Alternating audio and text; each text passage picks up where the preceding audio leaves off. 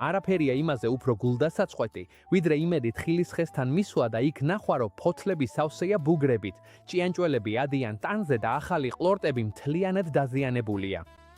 და ყველაზე ცუდი არაა თვითონ მავნებელი. ყველაზე ცუდია ის ფიქრი, ახლა ამას რა ვუყო? თუ ეს შენს გადაგრტემია, დარჩი, რადგან დღეს გასწავლი ნატურალურ საშუალებას, რომელიც ნამდვილად მუშაობს. გარდა ამისა, ეს არც თეორია და არც ინტერნეტიდან აღებული რამეა. ეს არის ნაზავი, რომელიც მოდის სოფლის ხალხისგან, ვისაც 60 წელზე მეტი გამოცდილება აქვს, ადამიანებისგან, ვინც მთელი ცხოვრება მიწაზე მუშაობს და დღემდე იყენებს იმას, რაც ნამდვილად შედეგს იძლევა. და თანაც ძალიან მარტივია. პირველ რიგში ვიღებთ ჭინჭრის კონას, რაც ხელთ გვაქვს. ვუჭერით პატარა ნაჭრებად ზედმეტი გართულების გარეშე, მხოლოდ იმდენად, რომ კარგად გამოუშვას თავისი ყველა თვისება. შემდეგ ვიღებთ 1 ან 2 ალოეს ფოთოლს, ზომის მიხედვით. მათაც ვჭრით პატარა ნაჭრებად, არა ძალიან დიდად, რომ კარგად გამოუშვას ალოინი, რაც ამ ნაზავის ერთ-ერთი მთავარი საიდუმლოა. როცა უკვე ჭინჭარის და ალოეც მზად გვაქვს, ყველაფერს ვყრით ვედროში ან სათლში და ვამატებთ 10 ლიტრ წყალს. თუ წყალი ქლორის გარეშეა, კიდევ უკეთესია, რადგან ასე ნაზავი უფრო ეფექტურია. ახლა აღარაფერი გჭირდება. არ არის საჭირო ადუღება, არც დღეების განმავლობაში დუღილი. უბრალოდ ვტოვებთ დასასვენებლად დაახლოებით 12 საათით. ამ დროის გასვლის შემდეგ ნახავ, რომ სითხეს ფერი ეცვლება. ხშირად იღებს მოცით ალოელფეს. ეს კარგი ნიშანია. აი სწორედ აქ იწყებენ ჭინჭარი და ალოეს ალოვინი მუშაობას.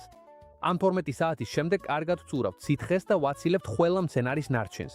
და ახლა რაც გვაქვს, ეს არის კონცენტრატი. და აქ ერთი რამ ძალიან გასაგებად უნდა ითქვას. ეს ასე პირდაპირ არ გამოიყენება. გამოყენებამდე ყოველთვის უნდა განზავდეს. პროპორცია ძალიან მარტივია. 1 ნაწილი კონცენტრატი 10 ნაწილს წყალზე.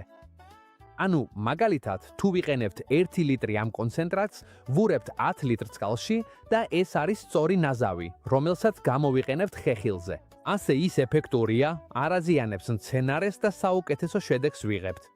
გამოყენების დრო მნიშვნელოვანია. საუკეთესოა თუ ამას დილით ადრე ან საღამოს გვიან გავაკეთებთ, როცა მზე აღარ აცხუნებს. კარგად ვაპკურებთ ფოთლებსა და ტოტებს, განსაკუთრებულ ყურადღებას ვაქცევთ ფოთლების ქვედა მხარეს, სადაც ხშირად იმალებიან ტკიპები, ჭიაყელები და სხვა მწერები. ეს ნაზავი შეიძლება 2 სხვადასხვა ფორმით გამოვიყენოთ. პროფილაქტიკისთვის მე მას ყოველ 7 დღეში ერთხელ ვაპკურებ და ასე ვამაგრებ და ვიცავ ხეხილს. და როცა უკვე მავნებელი გამოჩნდა, მაშინაც ვაპკურებ, მაგრამ ყოველ 5 დღეში ერთხელ, სანამ პრობლემა არ გაქრება. ამ ნაზავის ერთ-ერთი დიდი უპირატესობა ისაა, რომ არა მხოლოდ ბუნებრივი ინსექტიციდივით მოქმედებს, არამედ მცენარის იმუნიტეტსაც აძლიერებს. მცენარე ძლიერდება, ნაკლებად სტრესავს და ბევრად უფრო გამძლე ხდება.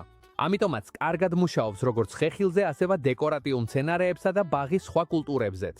საუბარი არ არის მხოლოდ მავნებლების განადგურებაზე, არამედ იმაზე, რომ მცენარეს თავად დავეხმაროთ თავის დაცვაში, როგორც ყოველთვის ხდებოდა.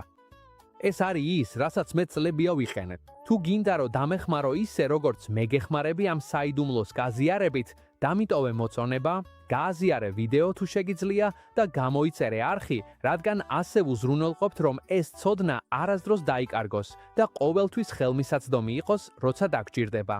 დიდი მადლობა ვიდეოს ყურებისთვის და შევხვდებით შემდეგ ვიდეოში.